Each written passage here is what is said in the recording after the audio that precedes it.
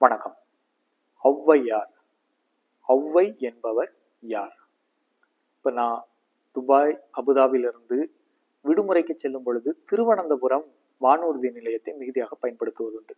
இப்போ குறிப்பாக திருநெல்வேலியிலிருந்து நாகர்கோயில் செல்லும் வழியில் முப்பந்தல் என்று பெயருடைய ஒரு ஊர் இருக்கிறது. அந்த ஊரினுடைய பெயர் பலகையை கண்டவுடன் எனக்கு நான் சிறு அகவையில் பயின்ற ஒரு கட்டுரை நினைவுக்கு வரும். நான் சிறு அகவையாக இருந்தபோது ஒரு நாளிதழ் ஒன்றில் வெளிவந்த இந்த முப்பந்தலை குறித்த ஒரு கட்டுரை, அது இன்றும் என் மனதில் ஆழமாக பதிந்து கிடக்கிறது. பசுமரத்து ஆணி போல அப்படின்னு சொல்லலாம். என்ன கட்டுரை அப்படின்னா, அந்த ஊருக்கு முப்பந்தல் என்கின்ற பெயர் எப்படி வந்தது அப்படின்னா, முற்காலத்தில் சேர, சோழ, பாண்டியர் என்ற மூவேந்தர்களும் ஒற்றுமையாக பந்தலிட்டு அமர்ந்த இடம், அதனால் அதற்கு முப்பந்தல் என்ற பெயர் வந்ததாக அந்த கட்டுரை கூறுகின்றது. நான் எப்பொழுதெல்லாம் அந்த ஊரை கடந்து செல்லுகிறோனோ அப்பொழுதெல்லாம் அந்த கட்டுரை எனக்கு நினைவில் வரும். 2020க்கு பிறகு பழந்தமிழ் இலக்கியங்களை ஒன்றன் பின் ஒன்றாக ஆழமாக கற்க தொடங்கினேன். அப்போ புறநானூற்றுல ஒரு காட்சி இடம்பெறுகிறது. மூவேந்தர்களான சேர, சோழ, பாண்டியர் இந்த மூவேந்தரும் ஒற்றுமையாக இருப்பதை கண்டு ஔவையார் என்கின்ற ஒரு பெண் புலவர் அவர்களை பாராட்டி ஒரு பாடல் ஒன்று ஏற்றிருக்கின்றார். இந்த ஊருக்கு முப்பந்தல் என்கின்ற பெயர் முற்காலத்தில் ஏற்பட்டதா அல்லது பிற்காலத்தில் வழங்கப்பட்டதா என்பதெல்லாம் ஒரு ஆய்வுக்கு உரியது. ஆனால் இந்த முப்பந்தலுக்கும் ஔவையார் சுட்டி காட்டுகின்ற இந்த காட்சிக்கும் ஏதோ ஒரு தொடர் இருப்பதாக சில நேரங்களில் நான் எண்ணுவதுண்டு. இப்போ ஔவை அப்படின்னா தமிழில் முதியவள், மூத்த பெண், தாய் என்று பல பொருள்கள் உண்டு.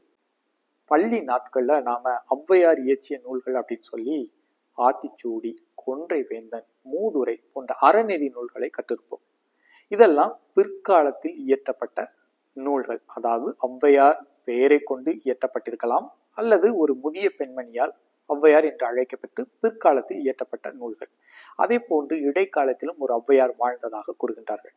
ஆனால் நாம் காணக்கூடியது இந்த முற்காலத்தில் வாழ்ந்த ஔவையார். இந்த பிற்காலத்தில் வாழ்ந்த ஔவையாருக்கும் முற்காலத்தில் வாழ்ந்த ஔவையாருக்கும் நிறைய வேறுபாடுகளை நாம் காணக்கூடியதாக இருக்கின்றது. பொதுவா ஔவையார் என்றதுமே KP சுந்தராமால் நடித்த ஒரு பழைய திரைப்படம் தான் நமக்கு நினைவுக்கு வரும். அதில் அவர் எவ்வாறு ஔவையாராக தோற்றம் அளிக்கின்றாரோ அதைத்தான் ஔவையார் என்றதுமே நாம் எண்ணிக்கொள்கின்றோம். ஔவையார் என்றால் ஒரு மூதாட்டியாக இருக்கணும், அவருடைய தோற்றம் இவ்வாறாகத்தான் இருக்கும் என்று நாம் எண்ணிக்கொள்கின்றோம். ஆனால் முற்காலத்தில் வாழ்ந்த ஔவையார் மூதாட்டியாக இங்கு காண கிடைக்கவில்லை. அவருடைய பாடல்கள் அதற்கு சான்றுகளாக இருக்கின்றன. அவர் ஒன்றும் பெரிய முதிர்ந்த பெண்மணி என்று கூறுவதற்கு இல்லை.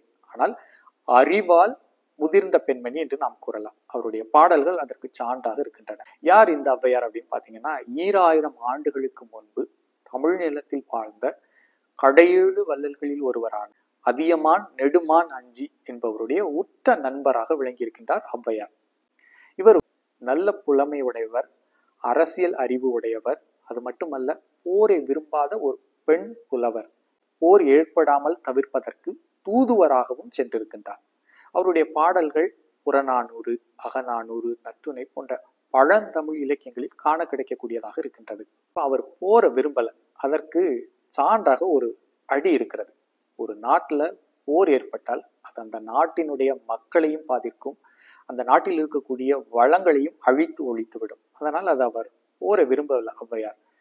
ஒரு அடியில அவர் குறிப்பிடுகின்றார், ஒரு நாடு வளமிக்க நாடாக இருக்கிறது. எப்படி வளமிக்க நாடு அப்படின்னா, அந்த நாட்டில் இருக்கக்கூடிய வயல்ல நெற்கதிர்கள் நன்கு விளைந்து முற்றி பெருகி தலை தூக்கி நிற்க முடியாமல் அதெல்லாம் பக்கத்துல வரப்புல அப்படி சாய்ந்து கிடக்கிறதாம் நெற்கதிர்கள். அவ்வளவு வளமிக்க நாடு.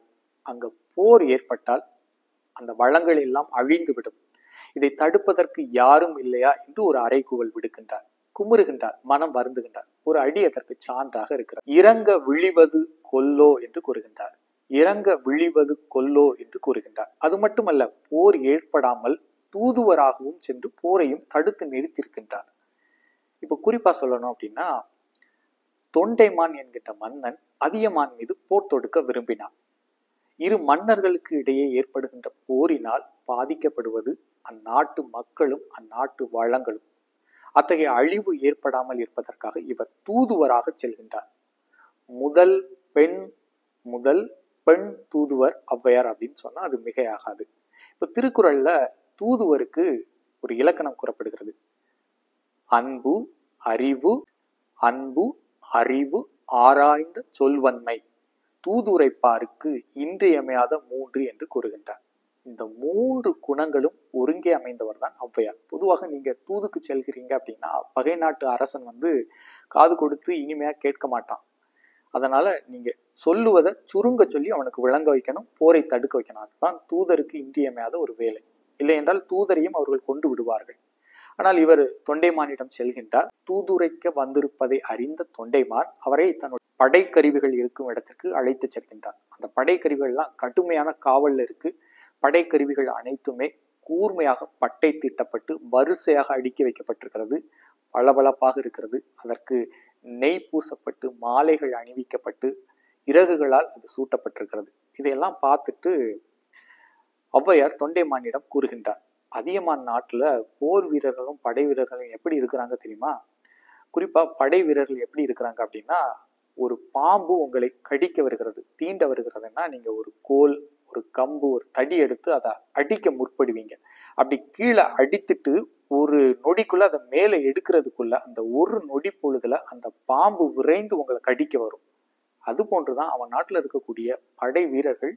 எதிரி நாட்டு படை வீரர்கள் போருக்கு வர்றாங்க அப்படின்னா அந்த பாம்பு போன்று விரைந்து செயல்பட்டு அவர்களை தாக்கி அழிப்பார்கள் அப்படின்னு கூறுறாங்க. ஒரு முறை அவனுடைய நாட்டுல போர் முரசை மரத்துல கட்டி தொங்க விட்டுருக்குறாங்க. இப்போ பலத்த காற்றுனால அந்த போர் முரசம் மீது ஏதோ ஒன்று பட்டுவிட அது ஒலியை எழுப்புகிறது. போர் ஒளிதான், போர் முழக்கம் தான் என்று கேட்டு போர் வீரர்கள்லாம் போருக்கு உடனே விரைந்தார்கள். அப்படி வலிமையான போர் வீரர்களை கொண்டிருக்கின்றான் அதியமான் என்று கூறுகின்றார். அது மட்டுமல்லாமல் இங்கு உன்னுடைய போர்க்கருவிகள், படைக்கருவிகள் அனைத்தையும் வரிசையாக பளபளப்பாக புதியதாக அடுக்கி ஒழுங்குபடுத்தி வைத்திருக்கின்றார். அதற்கு கடுமையான காவலையும் கொடுத்திருக்கின்றார். ஆனால் அவனுடைய போர்க்கருவிகள் எல்லாம் பார்த்தோன்னா போருக்கு போய் பகை வீரர்களை குத்தி கிழித்து அதனுடைய கூர்மையான முனைகள்லாம் சிதைந்து திருத்தம் பெறுவதற்காக கொல்லருடைய பட்டையில கிடக்கு. அவனுடைய போர்க்கருவிகள் ஓயாது போரை சந்தித்திருக்கின்றன. ஆனா உன்னுடைய போர்க்கருவிகளை பார்க்கும் பொழுது இது இன்னும் போருக்கே செல்லாதது போன்று பளபளப்பாக புதியதாக இருக்கிறது அப்படின்னு அந்த தொண்டைமானை புகழ்வது போன்று இகழ்ந்தும் அதியமானை இகழ்வது போன்றும் அவனுடைய படைத்திறத்தை போற்றியும் கூறியிருப்பார். அவருடைய பேச்சை கேட்டு தொண்டைமான் மனம் மாறி போரை நிறுத்தி விடுவான். அந்த செய்யுளுடைய முதல் பகுதியை உங்களோட பயின்று காட்டுற ஒரு அழகான செய்யுள்.